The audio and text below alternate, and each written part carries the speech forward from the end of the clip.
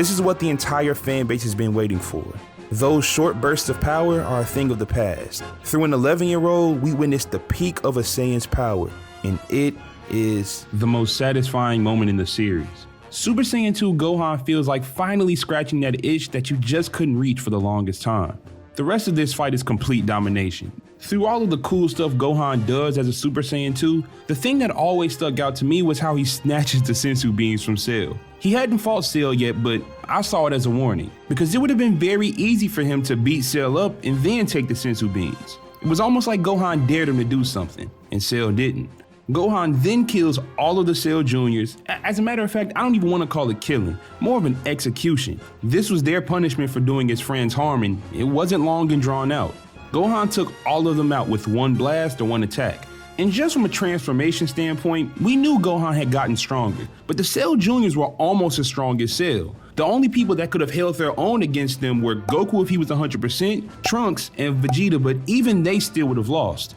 Gohan's on a completely different level now, and when he decides to fight Cell, it's no contest. He literally fired off a last-second Kamehameha versus a blast that was meant to destroy the Earth. Cell was in such a desperate state that he used the same power-up that Trunks used against him, which was a stupid idea then, and it doesn't matter who uses it now, the form is still stupid. I do want to point out that I appreciated Cell's drastic character change once he realized he lost. When he was in control of the situation, it seemed like he truly desired competition and would destroy the Earth just so he could find stronger people to fight. But when Gohan starts to win, he begins calling him a worthless, lowly Saiyan, and he's yelling, which is not something we're accustomed to seeing Perfect Cell do. But at this point, Gohan is playing with his food. Everyone knew Gohan had won, but Gohan enjoyed making Cell suffer. And he took it to the extreme by making Cell throw up 18 from one kick, and with Cell losing 18, he does the same with his perfect form. And you'd think that would be where Gohan would finally get serious and finish Cell. But before he gets a chance, Cell starts to grow,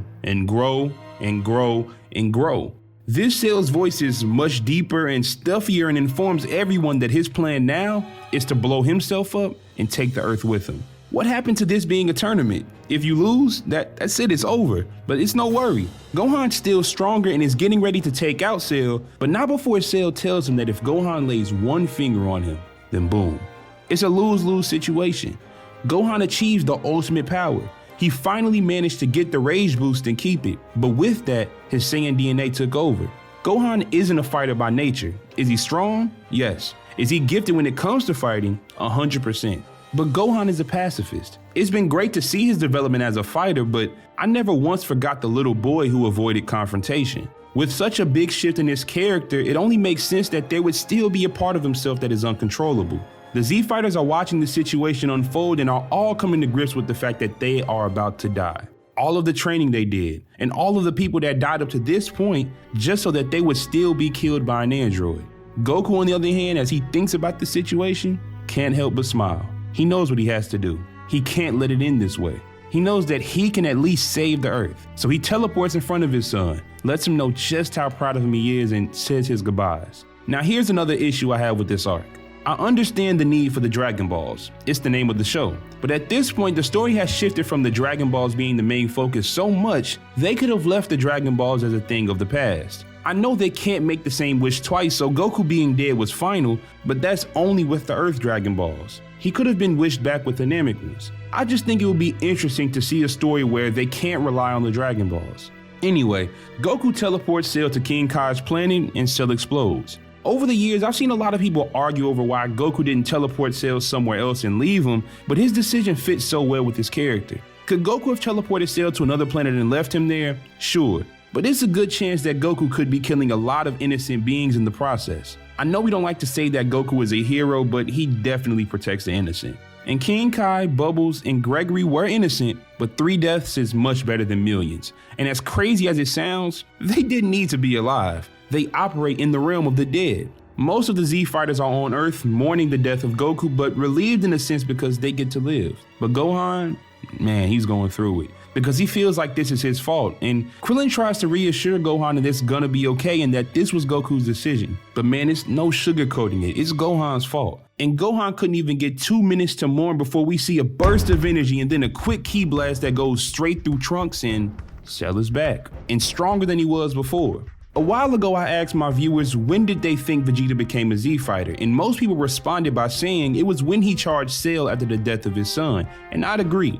It was the first time he fought for something bigger than himself, and he went into that knowing he did not have the upper hand. And even though Vegeta's decisions were noble, he put himself in harm's way, and as Cell was getting ready to kill him, Gohan sacrifices his left arm. And with Gohan severely injured, this was Cell's best chance to take out the child who embarrassed him. And of course, he fires a Kamehameha. And Gohan does too. The father-son Kamehameha versus Cell is one of the greatest moments in the franchise, and honestly one of the most iconic moments in anime altogether. As Gohan struggles with the clash, the rest of the Z fighters try to help, but to no avail. All of the pressure is on Gohan to get this done, and his hesitancy before the clash and during the clash is further proof to my point earlier where I said Gohan hasn't changed. It doesn't matter how strong he gets, he's not a fighter by nature. He could have ended the clash if he unleashed all of his power from the get-go. It's a great moment seeing all of the Z fighters and Vegeta help him try to beat Cell, and it's actually ironic that Vegeta was the one who gave Gohan the opportunity to unleash his full power. And when he does, that's the end of Cell. For good this time. In the aftermath, Vegeta vows to never fight again. He spent a good portion of the last 5 years trying to get stronger so he could get his rematch, just for Goku to sacrifice himself for Vegeta. And what's even worse for Vegeta's pride is that he has to be saved by Goku's child. For a person who's as prideful as Vegeta, the humiliation he felt is understandable. Everyone who was killed by Cell is revived, an older and more mature Trunks gets sent back to his time and defeats the androids, and the Earth is peaceful because Goku decides that without him, there wouldn't be as many problems. A solid ending to what I think was a really solid arc, but man, I really wish Cell didn't come back. I just think that would have been better. Gohan's story continues, and he was even the main character for a while, but to me, this is where his personal character arc stopped. Goku didn't just die to save the Earth, but he was okay with dying due to the trust he had in his 11-year-old son. I do think Dragon Ball Z should have ended earlier than this, but if it ended after Goku's sacrifice, I would have loved it. Throughout Goku's entire life, he's made friends and enemies due to his strong will and determination.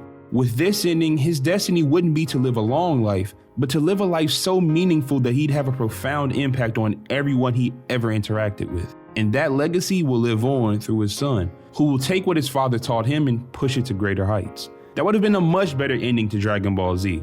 Although the story of Dragon Ball has many characters, Toriyama tried to make Gohan the main character. But the story of Dragon Ball was, is, and will probably always be the story of Goku. With that being said, if you enjoyed this video, please hit that like button. And if you're new to the channel, hit that subscribe button for more videos like this. Let me know down in the comments how you feel about the end of the Cell games. But with that being said, this is BigTune, and thanks for watching. Y'all have a good one.